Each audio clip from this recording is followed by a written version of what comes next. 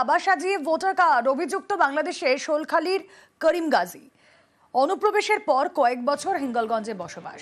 Voter কার্ডে তার পরিচয় কিভাবে জানেন না সাজানো বাবার দাবি, তার ভোটার কার্ড হাতিয়ে কারসাজি প্রশাসনকে জানিয়েও নাম বাদ পড়েনি বলে অভিযোগ।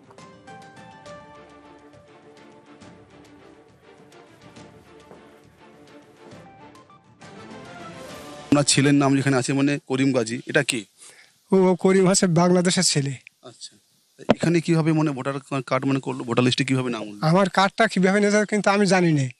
অনেকে বুঝতেছে তোমার ছেলে, তাই আমি তো কি করে বুঝি না। আমি কিছু একদম এই সম্বন্ধে আমি কিছু জানি না, যে কিভাবে কার্ডটা নিয়েছে, কোন কার কাছ থেকে নিয়েছে, টাকা দিয়ে ঘুষ দিয়ে নিয়েছে, আমি কিছু বলতে পারিনি।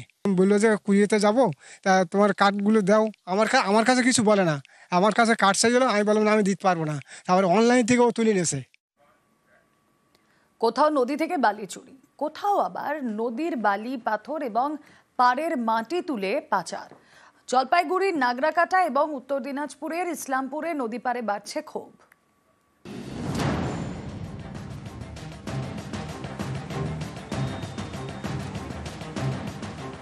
নদীর বুকে নামানো হয়েছে ট্রাক্টর।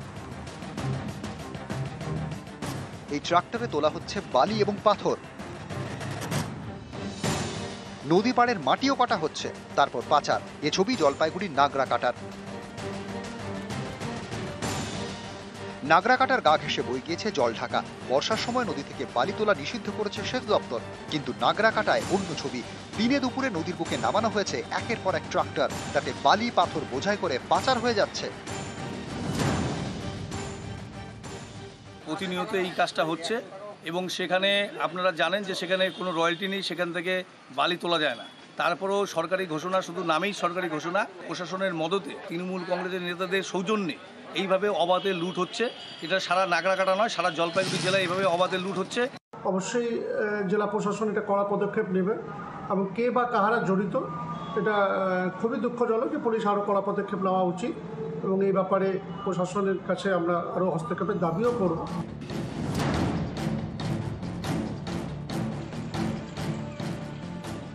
উত্তর দিনাজপুরের ইটাহার, এখান দিয়ে বয়ে গিয়েছে মহানন্দা। দিনে দুপুরে নদীর বুকে নামানো হয়েছে আর্থ মুভার, তোলা হচ্ছে বালি, এরপর ট্রাক্টর বোঝাই করে পাচার হয়ে যাচ্ছে। স্থানীয়দের অভিযোগ, এর প্রতিবাদ করলেই জুটছে হুমকি। বালি পাচার বন্ধের দাবিতে তারা সরব। অবৈধভাবে বালি খনন করছে, আমরা যদি বাধা দিতে যাই, এখানকার যে লোকাল নেতৃত্বগণ আমাদেরকে চাপ দিচ্ছে যে না, এগুলো সবকিছু আমাদের বলা আছে, বিজু থেকে এমএলএ কে পর্যন্ত, এবং প্রধানও এখানকার যে আমাদের প্রধান লোকাল প্রধান আছে, সে প্রধানও আমাদের বলছে যে না, এটা সবকিছু করা আছে, আমরা কিছু করতে পারবো না। তাই আমরা প্রশাসনের কাছে দ্বারস্থ হচ্ছি। ইটাহার, জামালপুর, কাপাসিয়ায় মহানন্দা নদী থেকে বালি এবং মাটি পাচারের অভিযোগ, এই বিষয়ে নাকি প্রশাসনকে জানানো হয়েছে। কোনো লিখিত অভিযোগ জমা পড়েছে আপনার কাছে? না, আমার কাছে কিন্তু ওরকম কোনো অভিযোগ জমা পড়েনি। আপনি একবার বিএলআর সাহেব কিংবা আইসি সাহেবের সাথে কথা বলুন। যদি কোনো অভিযোগ জমা পড়ে এই বিষয়ে ব্যবস্থা গ্রহণ করবেন? হ্যাঁ, আমরা কথা বলবো। জলপাইগুড়ি থেকে রকি চৌধুরী এবং উত্তর দিনাজপুর থেকে মুক্তা সরকার, নিউজ 18 বাংলা।